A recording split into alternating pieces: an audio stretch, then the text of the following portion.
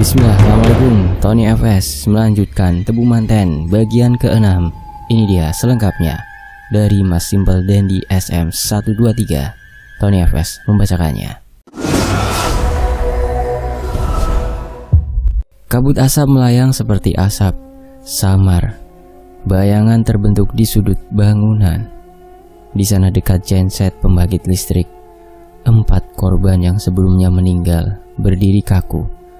Asap masih mengepul dari tubuh mereka yang gosong. Bau daging panggang menyeruak bersamaan dengan bau kantil dan kenanga. Juga sedikit anyir, seperti besi yang berkarat. Keempatnya menatapku nanar, dengan mata yang menonjol keluar. Membuatku mual, ngeri, juga jijik, yang bergumul dalam rongga dadaku. Semuanya dibungkus ketakutan yang semakin besar. Bukan rasa takut karena mereka adalah makhluk tak kasat mata, tapi takut bagaimana jika aku mengalami hal yang sama. Lalu Adis, "Raden, tolong Raden." Mereka kembali merintih lirih, seperti kesakitan luar biasa, membuatku semakin iba. Apalagi saat mereka mengulurkan tangannya yang meleleh, daging dan gumpalan darah berceceran setiap mereka bergerak, membuat tulang lengan dan jari jemari mereka terlihat jelas. Raden. Mereka terus memanggilku. "Siapa yang kalian panggil Raden?" Tanyaku dan keempatnya menunjukku bersamaan. Aku menggeleng. "Bukan. Kalian pasti salah. Aku Andra, bukan Raden," tegasku lagi. Namun mereka masih menunjukku dengan tatapan yang nanar. "Tolong kami." Mereka kembali mengatakannya. Semakin lama suara mereka semakin banyak, saling menyusul, membuat telingaku berdenging. Dirihan berubah menjadi jeritan yang semakin jelas, semakin nyaring. Gendang telingaku berdenging. Aku terus menggeleng, menyangkal. Lagi-lagi samar bayangan terbentuk. Sosok pengantin wanita dan pria yang terpenggal. Mereka muncul satu persatu. 1, 2, 3, 7. Lalu belum selesai aku menghitung, bertambah lagi para pekerja lain yang mengelilingiku. Semakin banyak dan gending pengantin itu semakin keras. Mereka mendekat sambil terus meminta tolong. Bahkan Pak Mamat juga ada di depanku tanpa kepala, dengan darah merah yang membanjir dari lehernya yang buntung. "Bebaskan kami, Raden." Mereka menjerit semakin keras, sakit. Telingaku berdenging, kepalaku seperti akan meledak. "Tidak, aku bukan Raden," teriakku. Tapi Pak Mamat dengan kepalanya yang hilang mendekat padaku lalu mencekekku. Setengah mati aku berusaha melepaskannya. Namun leherku seperti diapit dengan tang raksasa, berbentuk tangan manusia yang membiru, juga bau busuk yang menyeruak. Akhirnya aku menyerah. Apa yang harus aku lakukan? Suaraku tersekat. Seketika tubuh itu melepaskanku. Kini mereka semua berhenti menjerit dan menunjuk satu tempat, gudang spare part. "Kenapa?" tanyaku lagi sambil terbatuk dan mengusap leherku yang nyeri. "Di sana." Satu kata serempak dan listrik kembali menyala. Cahaya menyilaukan membuatku buta beberapa detik, hingga saat semuanya terlihat lebih jelas, mereka juga menghilang. Beberapa pekerja mondar-mandir merapikan kabel dan juga obeng, juga kunci yang berceceran. Seseorang menegurku, bertanya apakah aku baik-baik saja, dan secepatnya aku menjawab jika tak ada masalah. Menurutnya aku terdiam cukup lama seperti melamun, seperti orang yang linglung. Tentu saja, tadi hanya tubuhku yang di sini, sementara jiwaku menghadapi ratusan orang yang mati tak wajar. Bapak pekerja itu berlalu setelah aku meyakinkannya berulang kali jika tak ada masalah. Sendirian sambil mengurut kepala yang sakit, aku berdiri penuh rasa bersalah karena tak berguna. Padahal berkali-kali petunjuk itu datang. Bagaimana caranya aku menghentikan semua ini? Pertanyaan itu menggantung dalam benakku. Telulas iringan adalah 13 nyawa. Siji adalah Pak Mamat. Telu adalah pekerja pupuk, dan sekarang papat para korban yang tersengat listrik. Sudah 8 korban. Tersisa 5 lagi. Firasatku berkata jika para korban tak sembarangan dipilih. "Bangsat, Nyi Ireng," Iblis ini kejam dan serakah. Aku harus menyampaikannya pada Aji. Tapi pria itu, dia pergi kemana? Sambil meluaskan pandangan, aku mencari sosok Aji. Di antara pipa juga orang yang berkerumun. Beberapa orang pekerja mengatakan jika Aji pergi ke kantor. Segera saja aku menyusul ke ruangannya yang berada di lantai atas. Pria berkacamata itu masih sibuk mengetik berita acara saat aku datang. Lagi-lagi, karena tak ada bukti kuat, alasan yang dibuat adalah kelalaian yang mengakibatkan kecelakaan kerja. Samar suara yang paling aku benci mendekat. Pak Wiro juga Mbak Santo masuk ke dalam ruangan.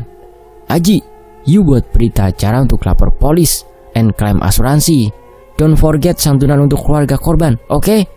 Pria gembal bicara dengan nada datar. Aku semakin membencinya. Amarahku meluap-luap. Mudahnya mereka mempermainkan nyawa orang seperti itu. Oke, sir. Aji hanya melirik sambil terus mengetik. Namun ia segera bangkit menahanku. Terlambat sedetik saja, kepalan tanganku sudah mendarat di wajah Pak Wiro. Amarahku meluap-luap. Teganya dia bicara semudah itu, seakan nyawa bisa digantikan dengan uang. Padahal mereka semua mati mengenaskan, meninggalkan duka untuk orang-orang yang ditinggalkan. Bagaimana bisa ada orang yang sekejam ini? Anjing, mereka itu manusia sepertimu, bangsat. Rasanya aku ingin meneriakkan itu tepat di depan wajahnya. Tak lama pria bule muncul di depan pintu, menjalankan tangannya dengan angkuh. Juga Mbak Ayu yang muncul di belakang punggungnya, seketika menyadarkanku dan Aji jika semua ini di bawah perintah Pak Robert, bule Jawa yang gila. Dia iblis sesungguhnya di sini. Tatapannya padaku sungguh berbeda. Dia seperti ingin mengulitiku sampai mampus. Kini aku mengerti siapa lawan dan siapa kawan. Di sisi lain, di dalam mobil, Aji terus-menerus mendengus kesal. Sedangkan Mas Bambang menatap nanar ke arah jalan. Salah satu korban adalah tetangganya. Sedangkan aku sekuat tenaga menahan gemburan amarah yang tak kunjung hilang. Bukan hanya karena aku membenci mereka, juga karena aku tak kunjung menemukan cara menghentikan semua ini. Sedangkan petunjuk hanya patung Loro Blonyo. Kalimat terulas iringan, juga mereka yang menunjuk ke arah gudang spare part. Aku mendengus kesal, disusul suara keluhan Aji yang tertahan dari kursi tengah, membuat Mas Bambang kebingungan. Onopo toh Pak? Mas Aji? Nggak ada. Tanpa komando kami mengucapkannya bersamaan, membuat Mas Bambang langsung menutup mulutnya. Pagi ini, aku melewatkan sarapan. Adi sedikit ngambek. Namun saat aku mengatakan alasan jika nafsu makanku hilang karena melihat kengerian semalam, Adi segera mengerti dan hanya membuatkanku kopi seperti biasa. Wanita itu terus-menerus memintaku untuk berhati-hati. Adis masih sering ke rumah Bu Wiro. Adis hanya menggeleng sambil melanjutkan sarapannya. Bu Wiro sudah beberapa hari ini tidak kelihatan. Ari juga. Mungkin mereka berdua pulang kampung. Aku hanya mendehem mendengarkan cerita Adis. Bu Wiro, kasihan yo mas. Adis kembali bicara. Wajahnya sedih dan prihatin. Kenapa Adis? Lirikku sambil menyeruput kopi pahit. Mamas tahu ndak kalau Bu Wiro sebelumnya itu janda. Suaminya kerja di sini, terus minggat sama perempuan lain. Giliran nikah lagi, suaminya yang sekarang, Pak Wiro, malah tegelan, tega. Kok Adis tahu? Kata siapa? Tanyaku lagi. Kata ibu-ibu komplek begitu. Awas saya sampai mamas yang begitu. Adis sunat. Wanita di hadapanku menggerakkan tangan melintang seperti memenggal leher sambil melotot seram, membuatku tersedak kopi panas yang keluar dari hidung dengan rasa nyeri dan pedas. Ancamannya gak ada yang lain apa? Sembarangan Adis ini, tegasku sambil terbatuk. Adis tanpa rasa bersalah meneruskan ucapannya. Mamas tahu ndak siapa perempuannya? Secepatnya aku menggeleng. Wanita ini mendekat lalu berbisik. Istri Mas Bambang. Wanita ini mengangguk sambil mencibir. Ndak nyangka toh. Adis saja kaget. Ucapnya membuatku melongo tak percaya. Istriku Adis Mi, informasimu sungguh berharga. Aji saja kalah. Ternyata ibu-ibu ngerumpi bisa menjadi petunjuk dan sumber berita.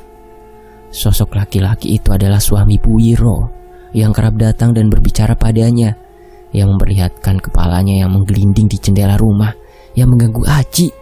Suaminya Bu Wiro. Pria itu adalah korban tumbal bersama dengan istri Mas Bambang.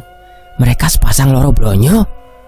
Dari awal kedua sosok itu memberiku peringatan. Sial, ternyata dari pertama semuanya hanya berputar di sekitarku saja. Hanya tinggal satu hal lagi yang belum aku pastikan. Di mana Loro Jaler? Aku bergegas masuk ke dalam kamar sebelah dan Loro Estri sudah menghilang. Aku segera merunduk ke bawah ranjang, memeriksa di dalam kardus, kosong. Aku terus memeriksa setiap sudut kamar. Nihil, patung itu sudah tak ada. Aku segera menyadari jika kedua sosok itu beberapa hari ini tak pernah terlihat. Firasat. Lagi-lagi firasatku memburuk. Wahai Andra Jawa yang ada dalam diriku, sebenarnya apa yang terjadi? Apakah yang kau maksud menyelesaikan adalah menghentikan pengorbanan gila ini? Aku berharap jika aku bisa bertemu dengannya lagi, Andra yang lain. Sore ini suasana kerja sangat berbeda. Orang-orang enggan untuk bicara. Beberapa kali terjadi kecelakaan membuat semua karyawan ketakutan. Wajah-wajah cemas itu seolah mengatakan, bagaimana jika aku mati malam ini? Mereka sungguh enggan bicara satu sama lain. Herannya, meski keadaan seperti ini, mereka masih saja bertahan. Saat aku bertanya pada mereka, jawabannya begitu mengiris hatiku. Kalau kami keluar sekarang, Pak, anak istri mau makan apa? Dan seseorang lain juga menyahut, itu hanya sial saja, Pak. Namanya saja ajal. Kita kan tidak tahu waktunya. Pendapatnya disepakati bersama dengan anggukan bapak-bapak yang lain. Seandainya saja mereka bisa melihat kengerian Nyi Ireng, aku yakin sudah lama mereka angkat kaki.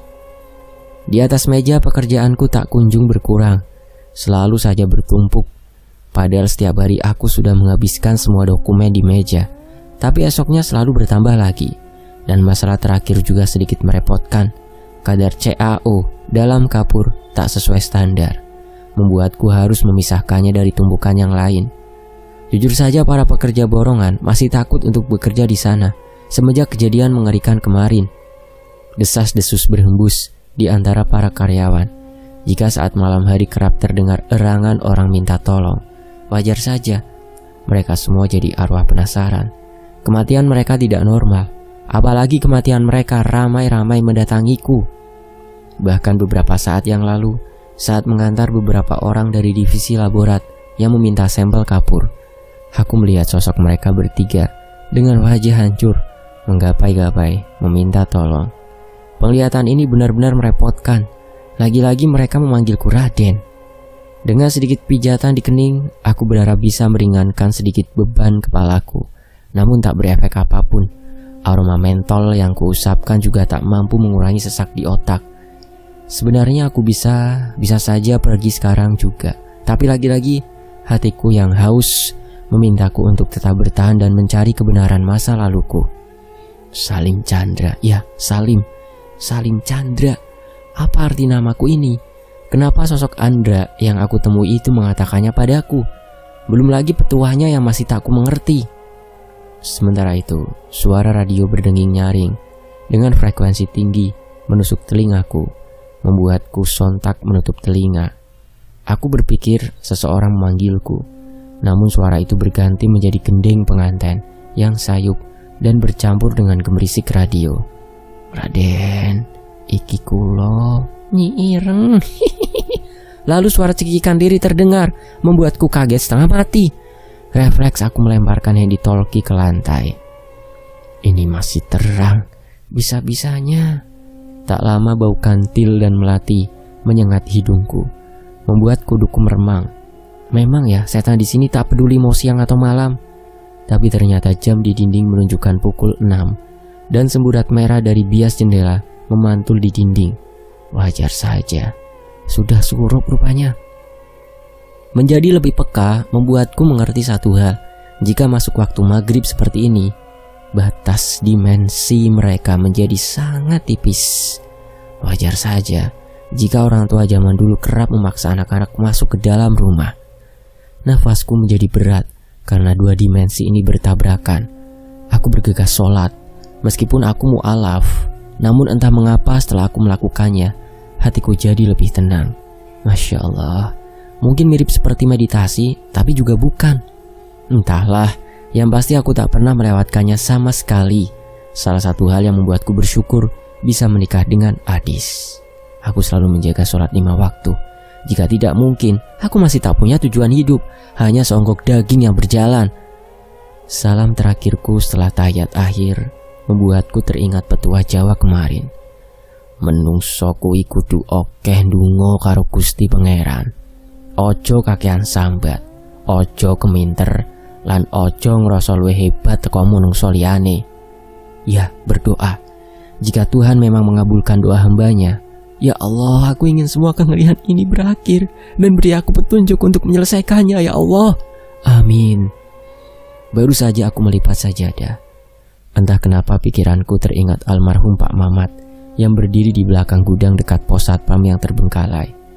Mungkinkah ada maksudnya?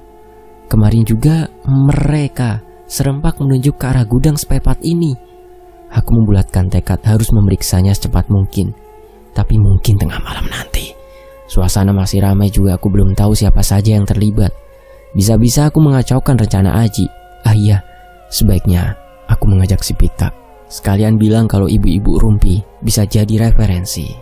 Berdua di ujung gudang chemical, tempat pembuangan drum kosong, juga scraplas. Aji menutup hidungnya dengan siku. Baunya memang menyengat tajam. Kami berjalan dalam senyap. Cahaya lampu tembak dari atas atap gudang sudah cukup untuk menerangi jalan menuju pos satpam terbengkalai. Hah, apa ini? Ilalang di sekitarnya tersibak. Sepertinya ada yang pernah kemari. Aneh. Padahal beberapa hari yang lalu jejak ini tak ada. Kecurigaanku makin besar. Dra, ngapain kesini? Bisik Aji sambil sibuk menengok. Kalau ada orang yang melihat gelagat kami, semua rencananya bisa bubar. Aji, lihat. Rumputnya rendah. Ada yang pernah kemari. Aji melihat arah telunjukku. Si Pitak terbelalak. Dia sepakat. Aku perlahan membuka gerbang kayu lapuk. Rumput merambat menutupi hampir separuhnya.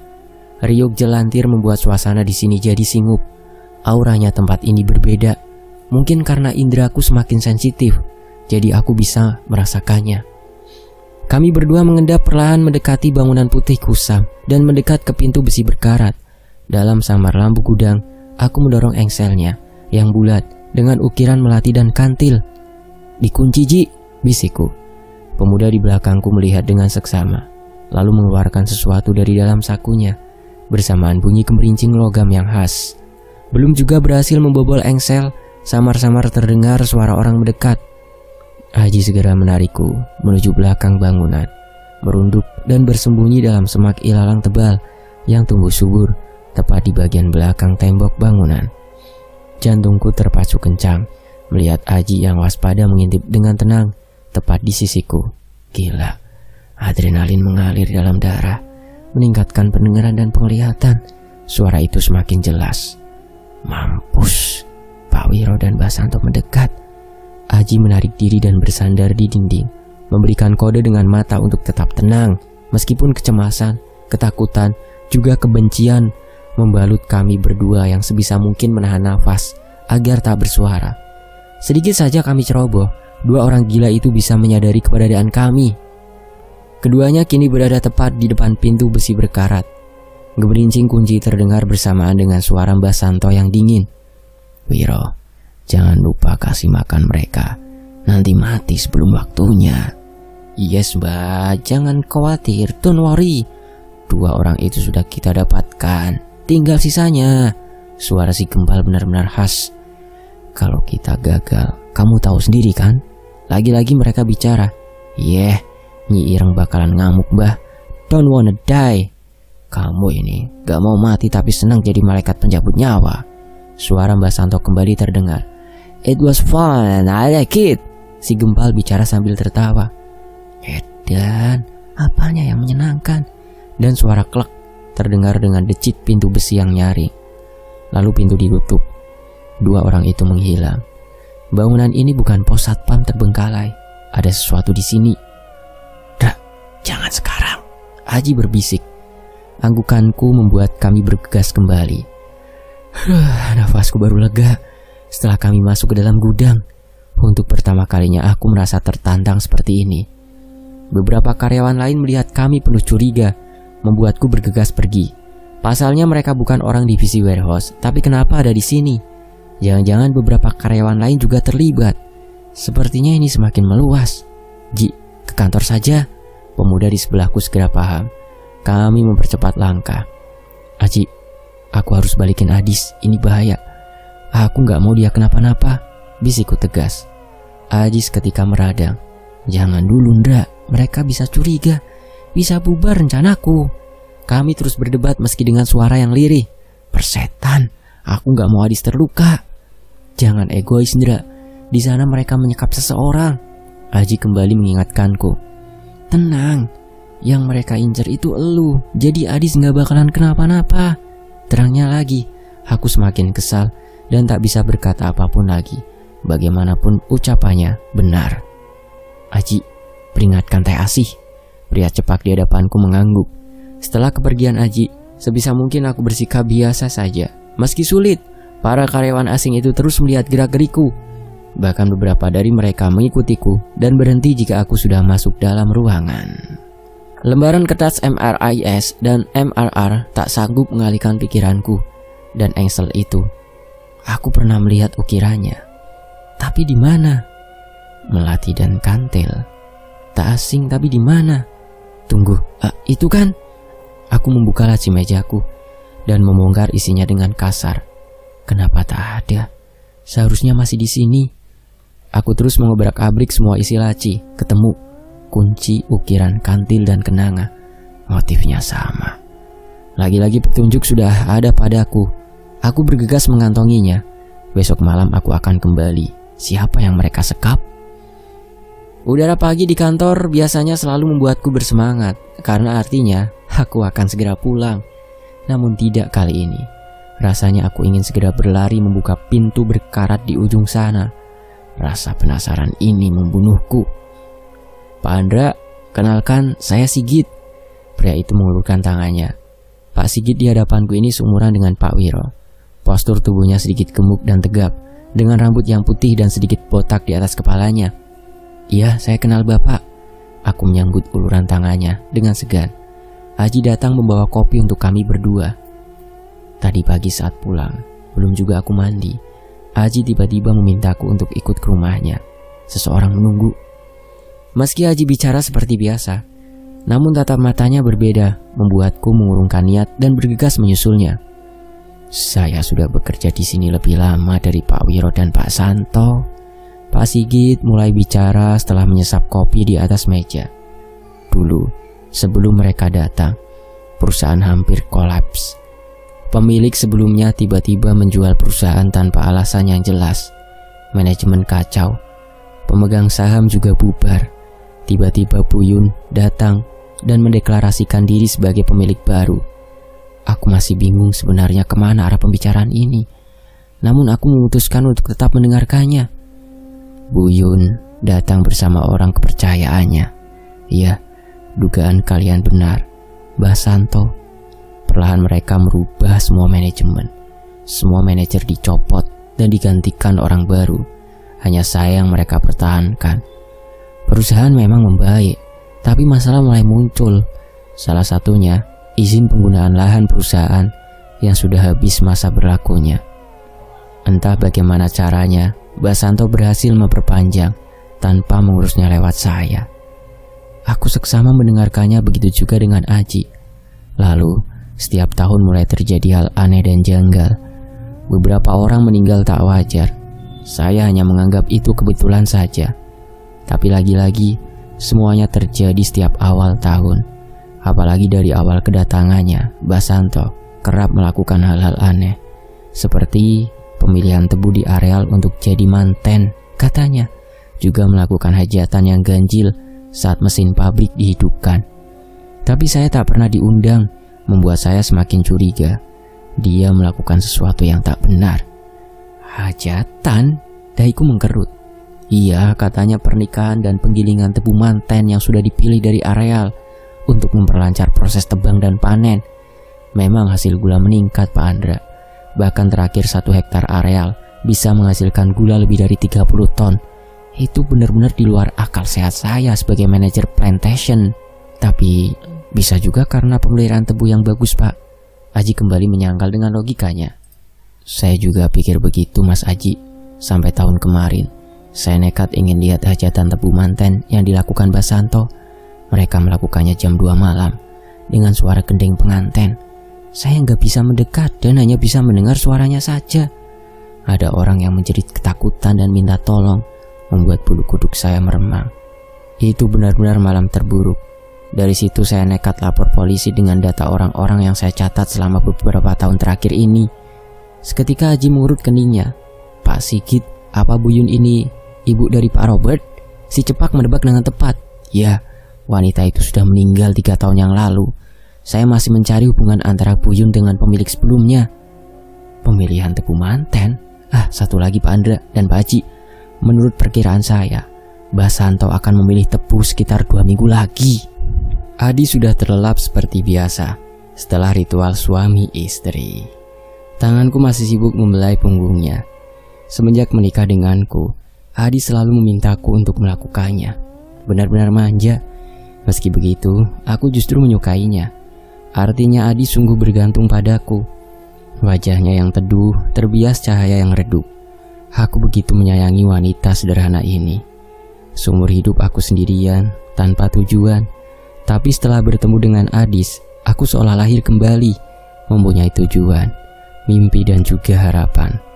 Jadi aku mencintainya bukan hanya karena wajahnya yang ayu, tapi juga karena Adis menjadi tujuan hidupku.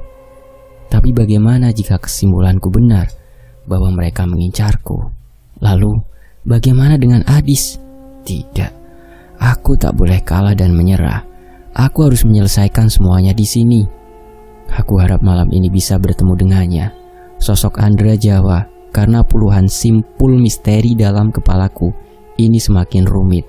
Kenapa mereka memilihku? Kenapa harus aku yang menyelesaikannya? Dan kenapa mereka memanggilku Raden? Kantukku datang. Benar saja, aku kembali. Dia, Andra yang lain masih berdiri di tengah hamparan tebu yang luas tinggi ilalang. Semuanya masih sama seperti saat terakhir aku meninggalkannya. Memakai beskap dengan sebilah keris terselip di punggungnya, lalu belangkon dan jarik warna senada. Menyilangkan kedua tangannya di punggung, berdiri tenang, layaknya seorang bangsawan Jawa. Tatapannya tenang dan sejuk, seperti seorang ayah, sahabat juga kakak sekaligus. Dia seperti Adis, membuatku tenang. Tumben merene. Aku hanya tersenyum mendengar betapa miripnya suara kami.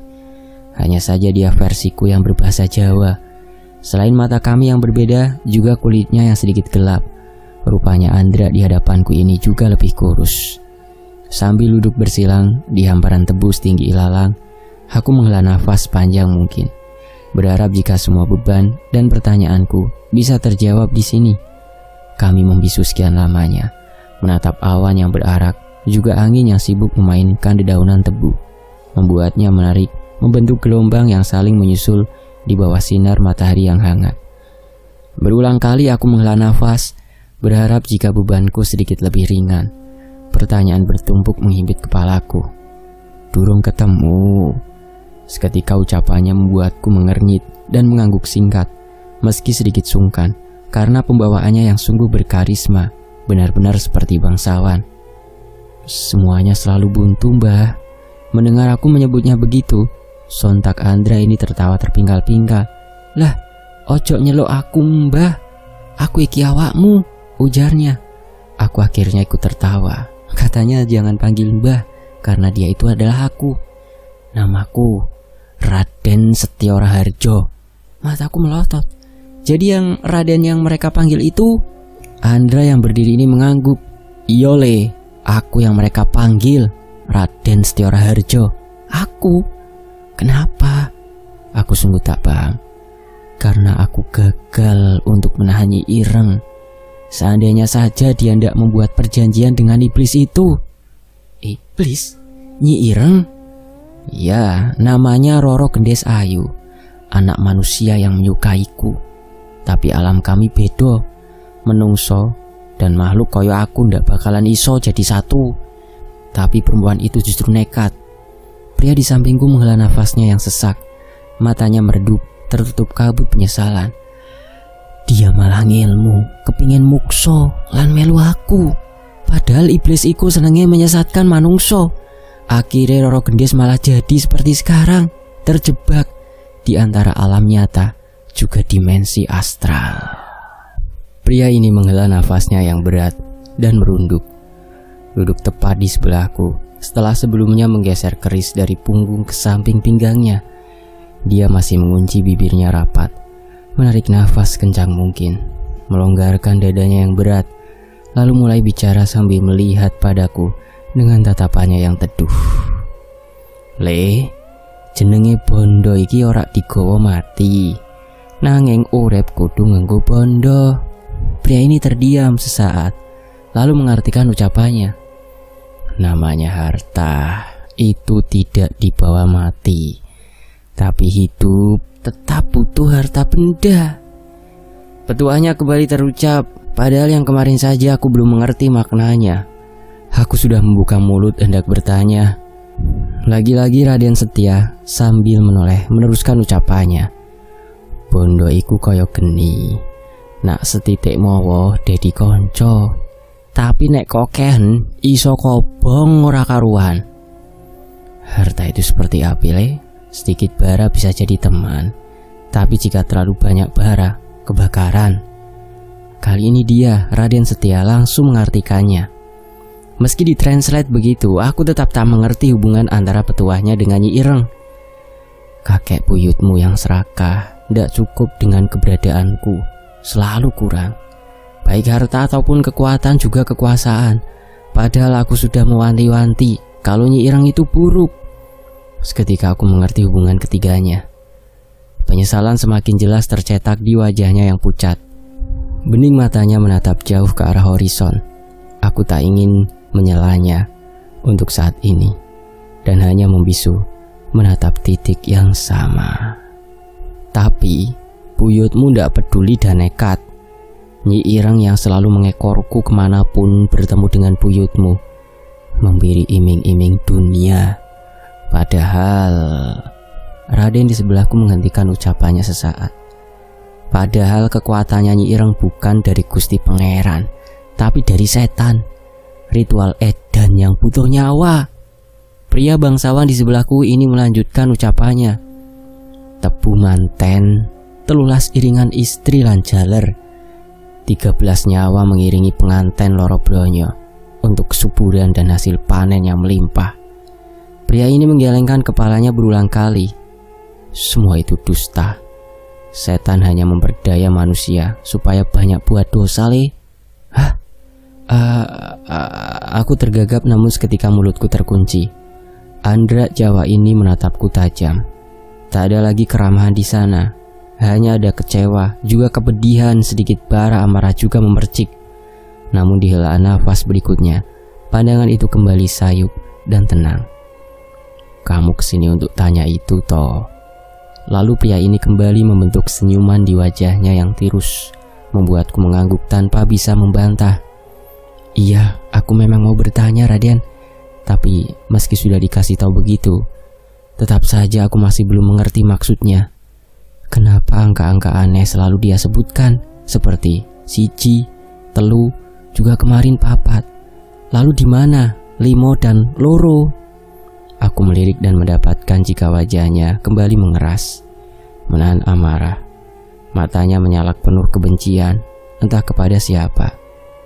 Siji iku makdur sarpen, 1 itu udara, 3 itu tanah, dan keempat itu api, sedangkan yang kelima air.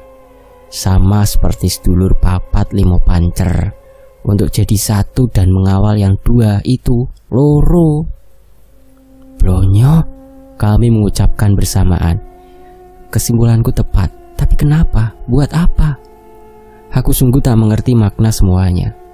Sedulur papat 5 pancer itu 4 unsur yang membimbing manusia dari dalam rahim sampai mati. Dan bayi lahir karena pernikahan sepasang manusia. Loro blonyo le, terangnya lagi. Lalu kenapa Nyi Ireng bisa di sini? Setelah buyutmu meninggal, aku tetap mendampingi keturunannya, menunggu wadah yang pas lahir. Sedangkan Nyi Ireng, dia terombang-ambing karena perjanjian yang dibuat buyutmu. Aku putus. Jadi mungkin dia ikut orang lain. Wadah, titisanku awakmu le. Aku hanya menggaruk kepalaku yang penuh. Aku pikir mendengar arti terulas iringan sudah cukup. Rupanya masih berlanjut. Kowe karo aku iki ibarat banyu karo gelas. Ndak bisa kebesaran dan ndak bisa kekecilan. Harus sesuai dan pas. Kalau kebesaran wadahnya, aku yang kalah. Kalau kebanyakan airnya, kamu yang gila. Wadah Nyi Ireng pasti ndak kuat menahan setan itu. Bisa dipastikan kalau dia orang yang ndak waras. Kata-kata Raden Setia yang mirip denganku ini bisa kutebak. Hanya dia orang yang paling sinting di sini. Tapi seolah tahu isi kepalaku, Raden Setia kembali bicara. Hati-hati le, setan banyak tipu dayanya. Membuat kesimpulanku memudar. Mungkin bukan Mbak Ayu. Masalahnya, Pak Wiro juga tak kalah sinting. Atau bisa juga Pak Robert atau Mbak Santo. Entahlah, aku menggaruk kepalaku yang sesak. Jika saja kepalaku ini sebuah baskom berisi air, sudah pasti isinya meluap kemana-mana, saking banyaknya. Jadi artinya mereka menginginkan aku, si jaler? Bukan kamu. Seketika aku tersentak. Jadi kesimpulanku salah lagi. Terus, inget sing pertama, ndak. Manungsa kuwi kudu akeh ndonga karo Gusti Pangeran. Ojo kakean sambat, ojo keminter, lan ojo ngerasa luwih hebat teko menungso liyane. Lalu bagaimana caranya menghentikan mereka? Kamu akan tahu sendiri. Satu kata terucap dengan wajahnya yang teduh. Lagi-lagi aku terbangun di tengah malam dengan satu pertanyaan baru. Sementara itu di sisi lain, pintu terbuka kasar. Pemuda cepak dengan kacamata bergegas menutup pintunya. Tanpa basa-basi aku langsung memberitahu Aji mengenai pertemuanku dengan sosok Raden Setia semalam. Tentang arti dari telulas, juga siapa sosok Nyi Ireng yang sebenarnya. Serius lu? Suara Aji menggema memenuhi ruanganku. Seketika aku memberikan isyarat, mendekatkan telunjukku ke bibir. Diam. Yang bener lu Ndra. Aji kembali bicara, kali ini suaranya lirih. Aku hanya mengangguk menjawab ucapan Aji. Jadi istri Mas Bambang dan suami Bu Wiro? Aku segera mengiyakan, pendek. Aji terbelalak sekali lagi. Informasi ini benar-benar mengejutkannya. Artinya, tebu manten yang Pak Sigit bilang itu ritual membunuh 15 orang setiap tahun. Sinting. Mimik wajah Aji seperti akan muntah. Aku hanya mengangguk mantap. Iya, aku tahu. Tapi yang semakin aneh, loro estri hilang. Patung pengantin itu. Aku mendecis sebal ini semakin rumit. Ji, patung jaler, apa ada di rumah Teh Asih? Tanyaku lagi. Aji menggeleng mantap, mengatakan jika loro jaler tak ada di rumah Teh Asih. Meskipun aku terus mendesaknya, namun si Pitak tetap kekeh. Gak ada di sana, Ndra. Gue udah cek semua sampai kamarnya juga. Gak mungkin. Kalau begitu dia ada di mana? Aji hanya mendengus sambil menghempaskan punggungnya di sandaran kursi dan mengangkat wajahnya menatap langit-langit ruangan. Kami sudah sedekat ini, masih saja mental. Artinya memang benar seperti ucapan Raden Setia. Mereka tidak menginginkanku dan rencana umpan Aji gagal total. Targetnya saja berubah. Terus informasi Pak Asep gimana? Masalah Buyun? Ujarku lagi. Aji menurunkan kepalanya dan berbisik. Gue dapat informasi bagus. Aji menunduk dan memberikan isyarat untuk mendekat. Perusahaan ini, Pak Robert, dia bukan pemilik yang sah. Aji sungguh berhati-hati saat mengatakannya. Maksudnya? Aji sesaat menarik nafasnya, lalu kembali bicara. Menurut informasi Pak Sigit, sekitar 26 tahun yang lalu terjadi perubahan manajemen dari Jakarta. Begitu Pak Sigit mencari informasi ke notaris dan pengacara, kedua orang itu juga menghilang. Lalu hubungannya dengan Nyi Ireng dan semua kejanggalan ini, gue juga belum tahu, Ndra. Tapi setidaknya pasti ada kaitannya, karena Mbah Santo orang kepercayaan Buyun kan? Artinya ini informasi yang cukup berharga. Perusahaan ini benar-benar gila. Aji kembali menegakkan tubuhnya. Mendengar penuturan Aji membuatku mendengus sebal. Aji, masalah telulas saja belum selesai. Jaler juga belum ketemu. Sekarang malah ditambah masalah pemilik. Protesku. Jadi yang mana dulu? Tanyaku lagi. Aji hanya menaikkan bahunya. Kepala kami kembali berasap. Sialan, masalah tak habis-habis mau mengumpat juga percuma. Tapi yang pasti kami harus kembali memeriksa bangunan terbengkalai di belakang gudang. Ci, malam ini jadi. Harus, jangan ditunda lagi. Tenang, gue udah bawa alat untuk bongkar kunci. Aji menaikkan alisnya berulang-ulang sambil menunjukkan sebuah alat yang lebih mirip pisau lipat. Namun saat aku mengeluarkan kunci kantil dan kenanga, wajah isengnya hilang.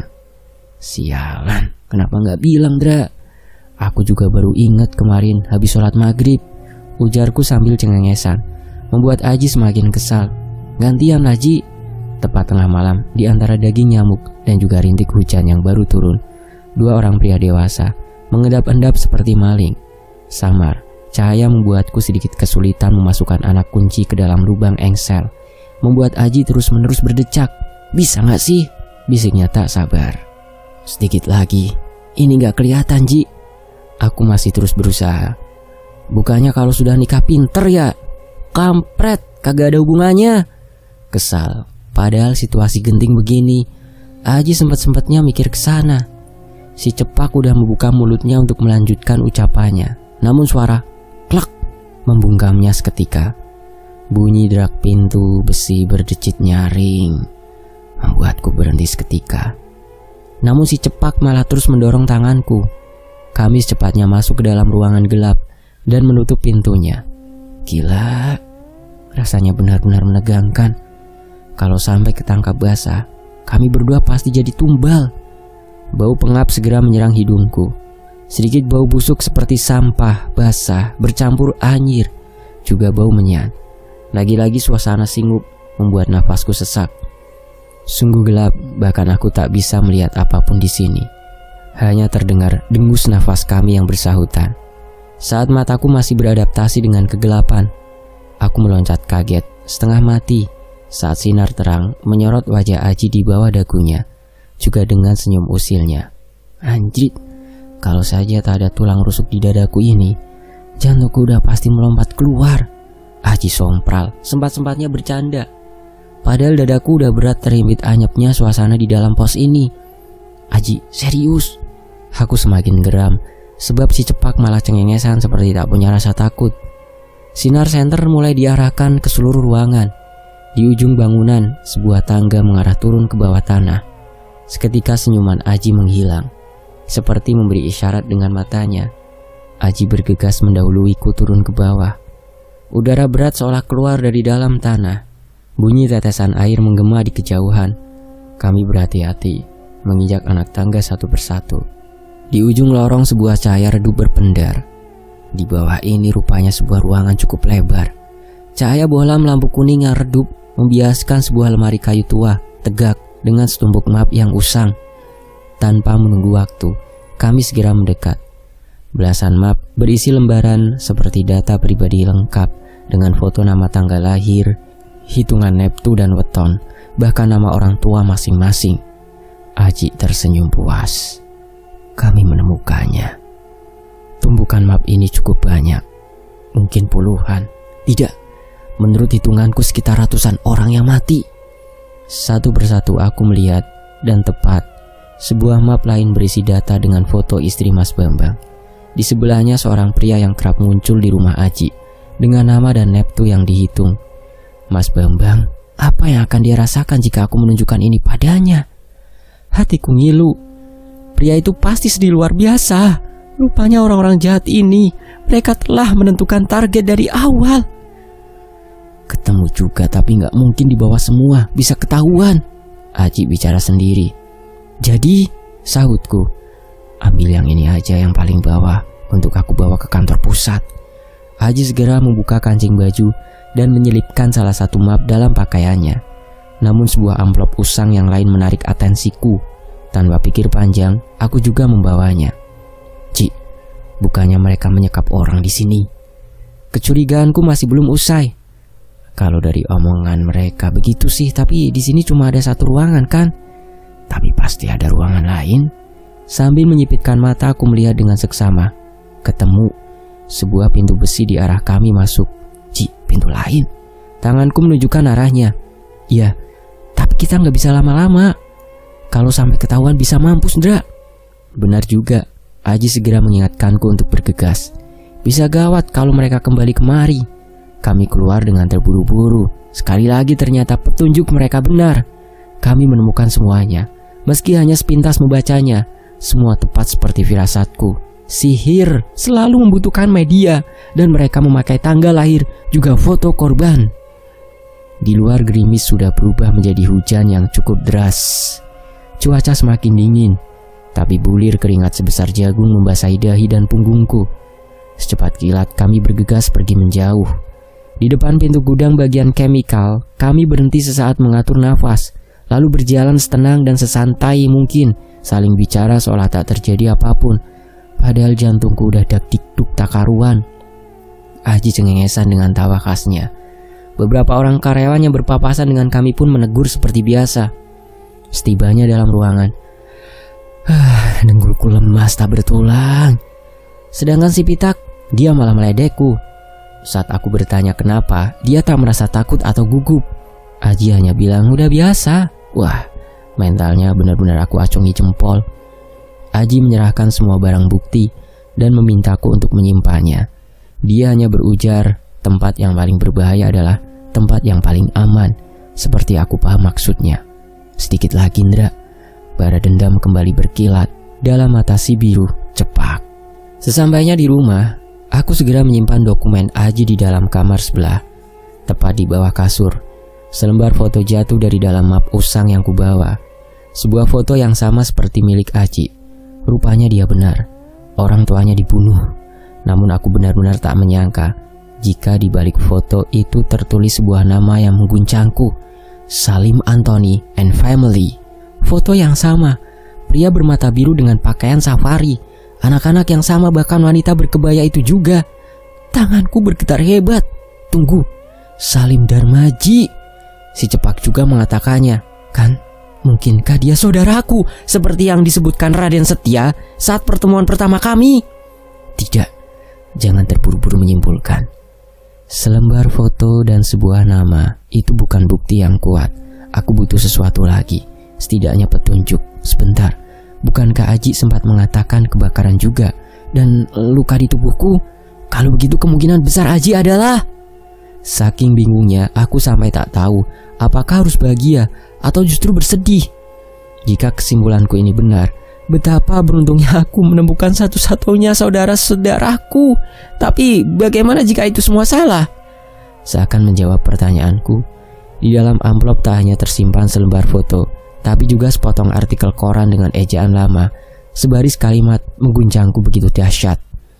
Terjadi kebakaran jang yang menewaskan satu keluarga Taipan. Salim Anthony dan istri tewas. Beruntung anak-anak mereka, Salim Chandra dan Salim Darmaji, bisa selamat. Kebakaran di Doega karena listrik dari Tapoir. Begitulah ejaan lama. Sebaris kalimat mengguncangku begitu dahsyat. Aku sudah tak sanggup membaca kelanjutannya, karena tahun yang tercetak di lembaran koran itu sesuai dengan tanggal lahirku saat aku datang ke panti asuhan 1972. Ada yang sama umurnya dengan Andra? Komen ya. Tubuhku lunglai seperti tak bertulang. Itu sungguh artinya Wiro membunuh ayah dan ibuku. Ini bohong kan? Aku mengeleng berulang kali. Pantas saja warna mata kami sama. Pantas saja aku mudah akrab dengannya. Darah itu memang lebih kental dari air. Aji, dia adalah kakakku. Air mata mengalir deras dari netraku ini. Rasanya sungguh lega. Aku tak sendiri. Aku tak pernah sendiri. Aku punya saudara. Aku punya kakang. Aku tak sebatang kara. Kenapa baru sekarang?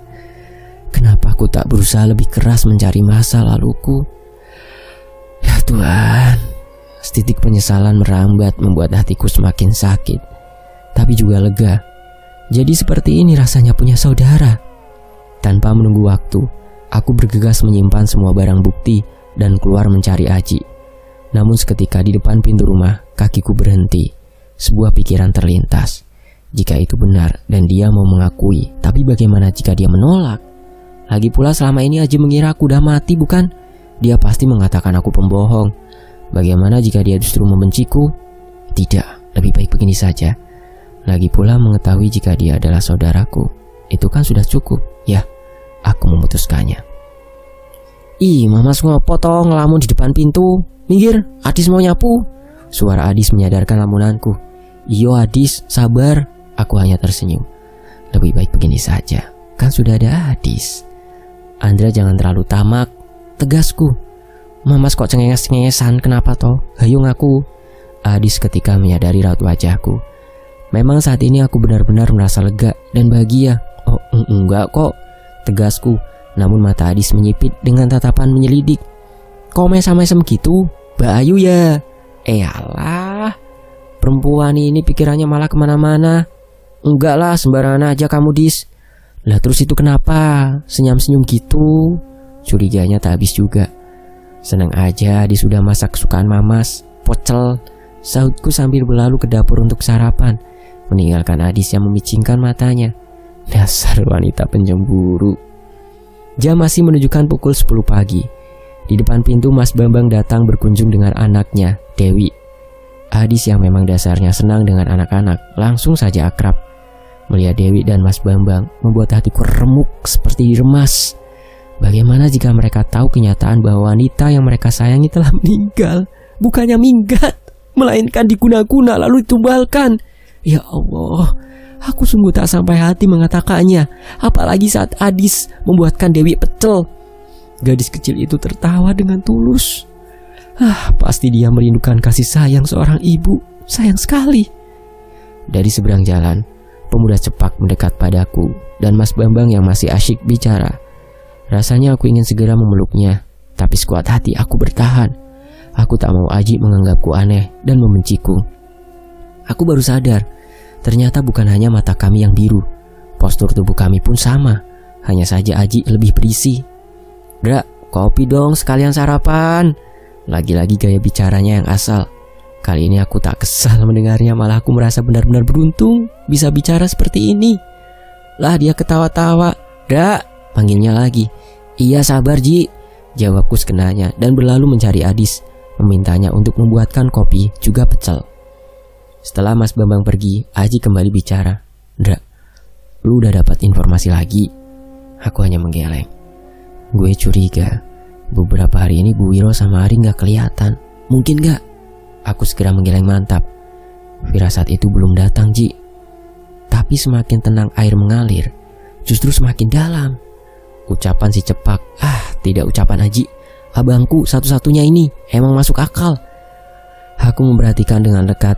Jika ternyata Aji ini sepintas mirip ayahnya, apakah wajahku ini mirip dengan ibu? Memikirkannya saja hatiku menghangat.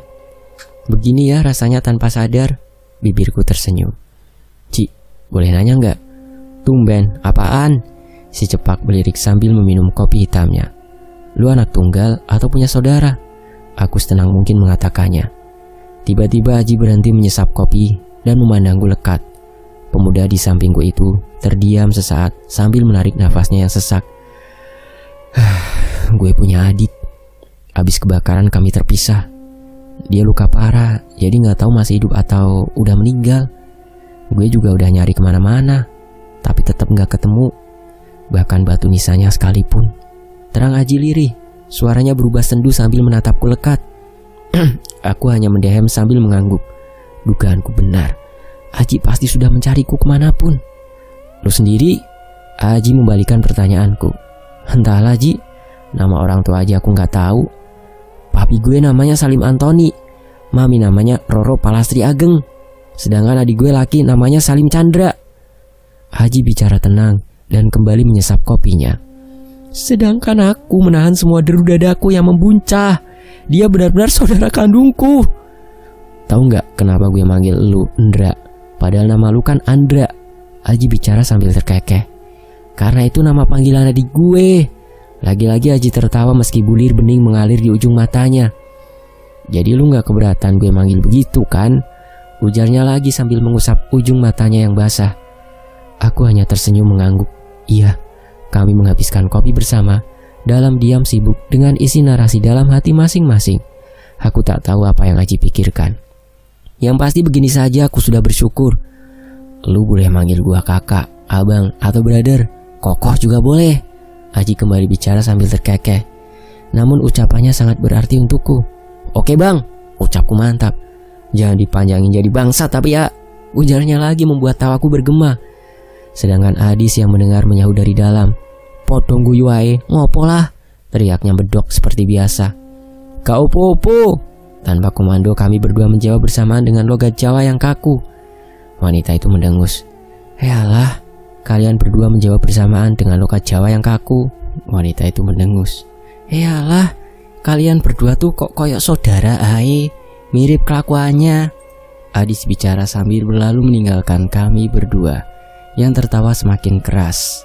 Iya, tentu saja Adis. Kami memang bersaudara kok, sorak batinku. Akhirnya satu kebenaran sudah Andra temukan. Tapi masih banyak kejutan lain yang menunggunya. Bahkan asal mula ini dimulai. Seakan tak cukup memikirkan tentang Nyi Ireng, aku masih harus tetap bekerja dengan segudang masalah lainnya. Untung saja maintenance sudah 90%. Menurut perhitungan Aji, 2 minggu lagi semua selesai. Musim tebang dan giling akan dimulai.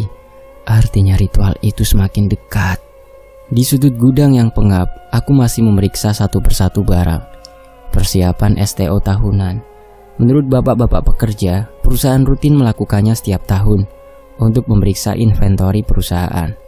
Padahal jenis barang di gudang ini mencapai ribuan jenis, dari yang sebesar mobil sampai yang sekecil lidi. Tapi tetap saja namanya kerjaan, mau banyak atau sedikit ya tetap harus kelar. Aku masih menunduk di bawah rak memeriksa engine pump dan nomor seri saat langkah kaki terdengar mendekat dari belakang.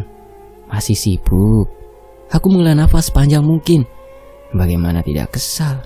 Suara menyebalkan ini lagi. Tanpa menoleh pun aku tahu jika Mbak Ayu yang bicara. Pak Andra kok diam saja sih? Aku hanya mendengus, malas. Mbak, kalau nggak ada kerjaan pulang saja. Saya risih, ucapku tanpa menengok. Kalaupun ini sosok yang menyerupai Mbak Ayu, aku juga nggak peduli. Aku mau benci keduanya. Kalau saya pulang di rumah nggak ada siapa-siapa. Tapi kalau di sini kan ada Pak Andra. Saking kesalnya aku sampai tak bisa menjawab.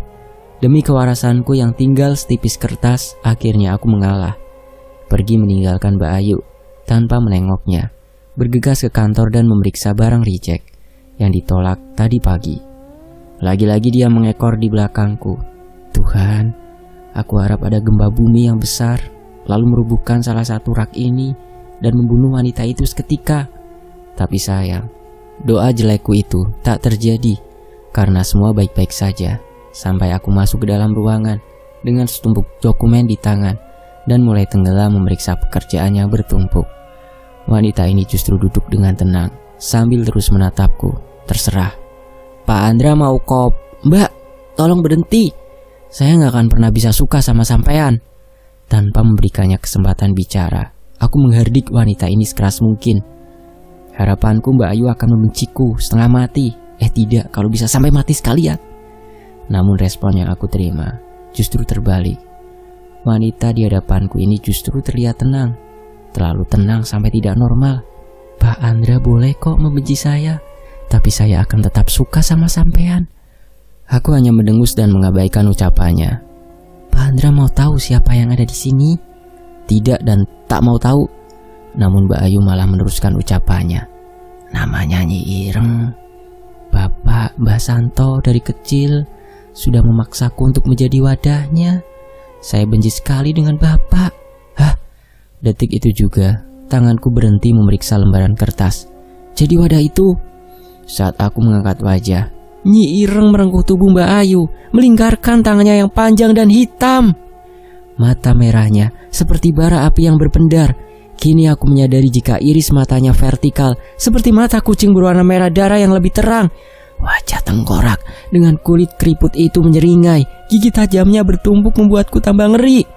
Gendeng pengantin berdenting sayup di kejauhan. Kepala bertanduk itu bergoyang seakan menari mengikuti alunan kenong. Jadi selama ini Mbak Ayu menggendongnya. Tak cukup satu sosok yang terlihat. Di sisi ruangan lain sosok yang mirip Mbak Ayu berdiri sedikit menjauh dengan seringai dan bola mata hitamnya. Tubuhku benar-benar membeku melihat kenyataan di depanku. Ini bahkan bukan dimensi astral. Wanita berwajah hitam mengerikan itu menatapku nanar dengan mata merahnya. Lagi-lagi udara terasa sesak. Jari jemari 5 ruas ini menunjukku dan berbisik di telinga Mbak Ayu. Raden, Raden Setia. Bersambung. Ini luar biasa ceritanya. Nantikan bagian berikutnya ya. Terima kasih Mas Simbel Dendi SM123. Dan tentunya buat teman-teman yang sudah menyimak kisah ini sejauh ini di sini. Demikianlah Tebu Manten part 6. Saya pamit. Wassalamualaikum warahmatullahi wabarakatuh. Mohon doanya ya agar saya bisa membacanya lancar dan bisa tamat. Amin. Alhamdulillah, terima kasih teman-teman atas support dan doanya ya. Sampai jumpa di bagian berikutnya. Tetap di Tony FS.